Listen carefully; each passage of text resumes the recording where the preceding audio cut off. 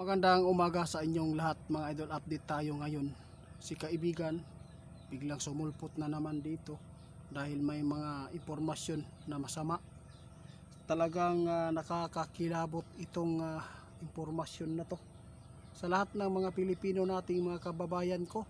Maging alisto tayo sa anumang kapahamakan dahil alam naman natin kung ano ang nangyayari sa paligid po ng ating bansa o mundo. Talagang nakakabahala itong impormasyon dahil mayroon daw nakita ang ating kaibigan na masama na mangyayari dahil sa nabubuo na kalamidad. Maghanda tayong lahat dahil nagbabala ngayon si kaibigan patungkol sa nakita nilang nabuo, no? May impormasyon ngayon nakapasok sa kanila. Kaya pakinggan po ninyo si kaibigan. Siya po ang magbibigay ng babala sa ating lahat. Isa po ako sa binigyan po ng tiwala sa atin si kaibigan para mapaabot natin sa inyo ang mga pangyayari na hindi maganda. Ninyo? Salamat. Kumusta? Bakit? Ano po ba ang pumasok sa inyong karya? Anong oras po pumasok na sinasabi nyo ngayon na mayroon pong nabubuo na kalamidad? Ano pong kalamidad ito? Patay na. Hindi po alam ng ating kaibigan mga idol. Ang nakita lang nila wala dito sa lupa kundi sa dagat ito. No, mag-ingat tayo. Kadalasan kapag dagat mga idol, may mga dagat na magbabala na patungkol sa kalamidad na to. Patungkol po ito sa mga bagyo, super typhoon.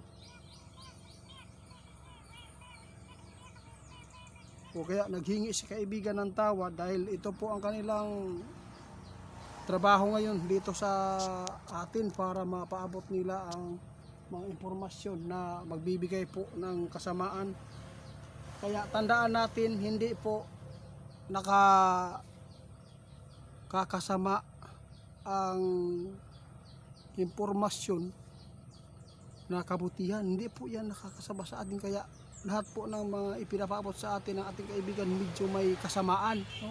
Kasi ang masamang impormasyon ay talagang magbibigay po ng kapahamakan.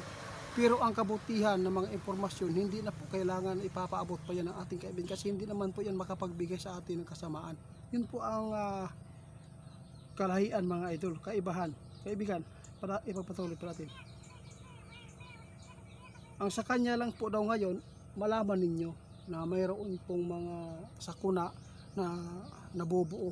Kaya hindi po tayo pwede magkampante sa taong ito dahil si kaibigan nagpaabot na. Bantayan po natin ang mga bagyo, baha kapag bear month, yung inangat sa Pasko, dahil doble-doble po talaga ang mangyayaring sakuna dyan. Tandaan natin itong mga babala ng ating kaibigan mga idol, na yung mga lugar na nakaranas po ng mga malalakas na baha dahil sa bagyo. Isa na po dito ang nababanggit lagi dito sa PBOX, sa mga manghuhula, Cebu.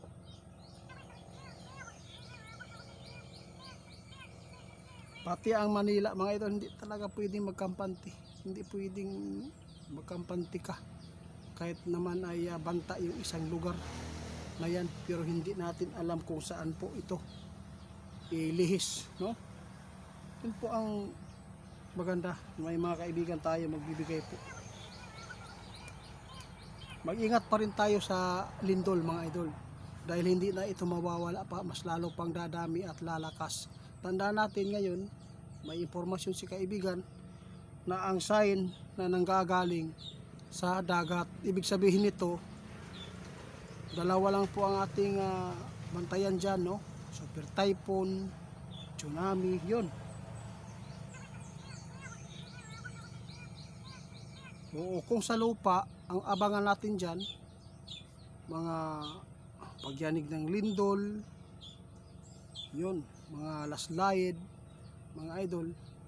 Tandaan natin Kapag ang lindol mabigat, hindi po talaga yan maganda.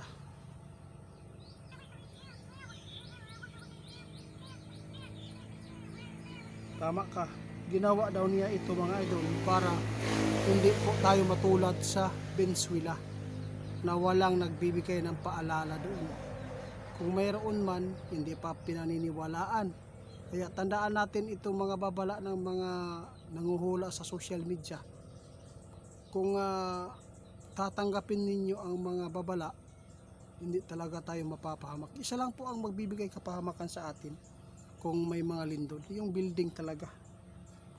Na-imagine natin ba doon sa Venezuela, mahigit 1,000 na ang nakuhang bangkay dahil sa pagguho sa mga building. Oo, tama. Sinabi ninyo itiit. Alam po ninyo, ang makapagbigay ng maraming buhay na mamatay, yung mga bahay na 3-story, may mga palapag, mga building, yun po talaga kadalasan po, lalo na paggabi ito nangyari. Talagang nakakaawa.